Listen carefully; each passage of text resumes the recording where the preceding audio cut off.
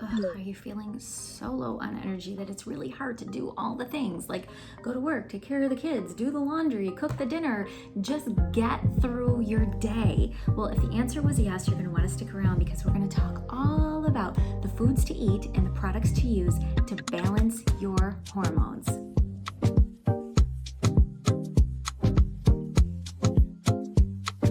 Hey everybody, welcome to Crushing It with Coach Michele. I'm your host, Coach Michele, and today we're going to talk all about the foods to eat and the products to use to help balance your hormones, okay? What does that translate for you?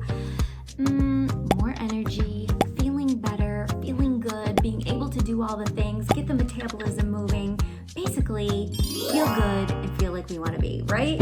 Okay, so listen, what the heck are hormones? Don't you think they're like some mysterious thing? They're just kind of like floating around there, these mysterious things that we talk about that affect everything we do. Well, basically, they're just chemical messengers within our body that are running through our blood, to our tissues, and they're telling our body what to do, how to make us feel, how to work throughout the systems. And unfortunately, there are many things that affect how our hormones are balanced. Are they balanced? Are they unbalanced?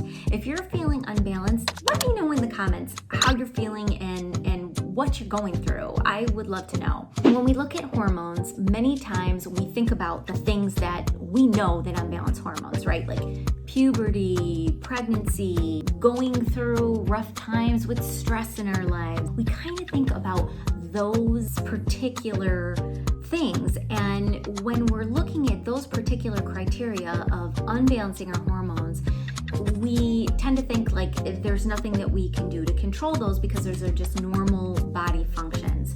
So we kind of feel that we have no control over our hormones.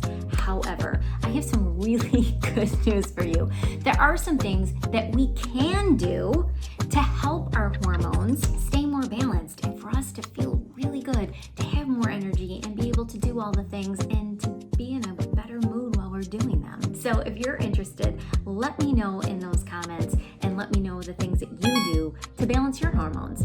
But here's a simple thing that we can do. It all comes down to the stuff that we have control over, right? So what do we have control over? We have control over products we use, and we have control over the food that we eat. We also have control over how much exercise that we do and how much sleep we get. Now, some people might argue the sleep, right? But those are the things that are within our control. So let's look specifically at the two that you probably didn't think the most about. One, the products we use, and two, the food we eat. So many times people aren't aware of the toxins that are in our products that are actually disrupting our hormones. Yeah, they are. They're disrupting our hormones and sending us kind of into a tailspin. Now, I remember being younger years ago and you'd listen to a report on TV and they would say, well, as long as you're only getting a little bit of this particular chemical, you're going to be fine. It would take years and years and large quantities in order for you to have any disruption in your body from using this chemical. So it's okay, keep using the chemical, keep using the product. However, when you sit here and think about it, if you're shampooing your hair every day with the toxic chemical, or we're rubbing the toxic chemical in our skin from our lotion every day, or we're taking that lipstick and we're rubbing it on our lips and then licking our lips, and the toxic chemical overload is building up over time. Like, that's not okay anymore. So about 4 years ago, I decided to learn about this, about the chemicals in our products and really what we could do and what better choices that we really had out there on the market. So I decided to educate myself about it, and it became so fascinating to me. I had no idea that once I put a lotion on my skin, that it was being absorbed into my whole body. I just honestly thought it was going on my skin. I thought it was just gonna make my skin less dry, more comfortable, and pretty. I had no idea that it was absorbing into my bloodstream within 26 seconds. Yeah, that's a thing. Did you know that? Tell me if you knew that. I honestly didn't know that. So I started to arm myself with a lot of information about those chemicals and about how I can make them better. And I I switched and I ditched my bad stuff and I switched over to natural products so as not to disrupt my hormones. Now, here's a really fun exercise that you can do, and you can even have a field day with the kids, having them do this too, so that especially the girls learning about the cosmetics that they're putting on their body. Grab your phone, go to the App Store, download the Think Dirty app, Think Dirty, and then take a product that you have, take your phone, you do the barcode, and it's gonna tell you red, orange, or green so that you know how safe or not safe the current product that you're using may be, and then you can look and research alternative options. So that's as far as looking at the products. Yes, products do influence our hormones, and it's important for us to be educated so we know what we're doing. Are you ever gonna switch over to 100% not chemical?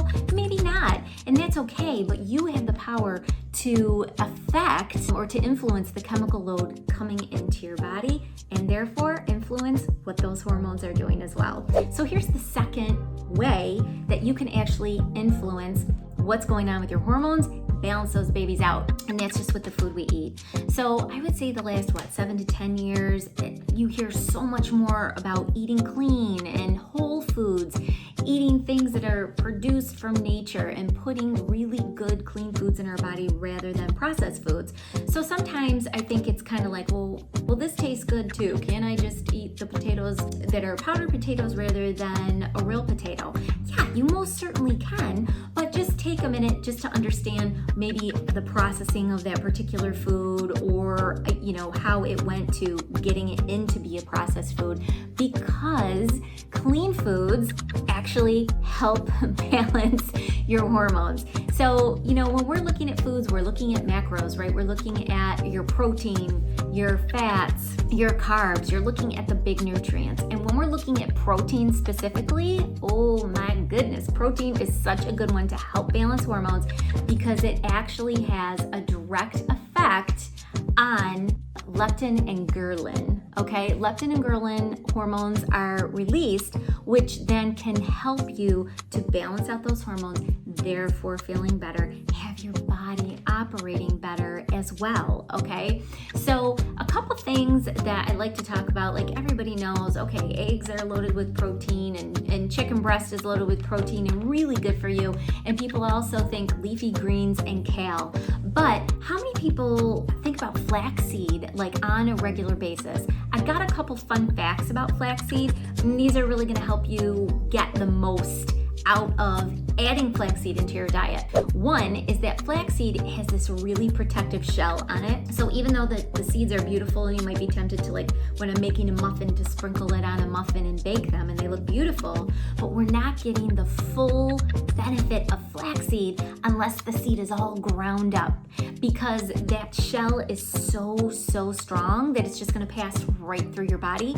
So when you grind it up, you actually get all of the health benefits from flaxseed. So here's the deal. It's a probiotic because it's got beautiful insoluble fiber. So it's really gonna help to move things through your body and balance out the hormones.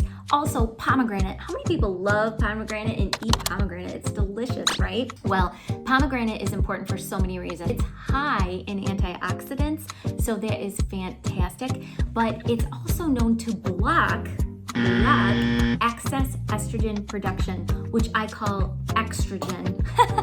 It's extra estrogen, right? It's gonna block that from happening to keep our bodies balanced and keep us healthy. All right, so if any of this helped you today, hit that subscribe button, come back and join Coach Michelle's Huddle. I'd love to see you here. Have a great day. Let's do a huddle. Go out there and crush it. Bye-bye.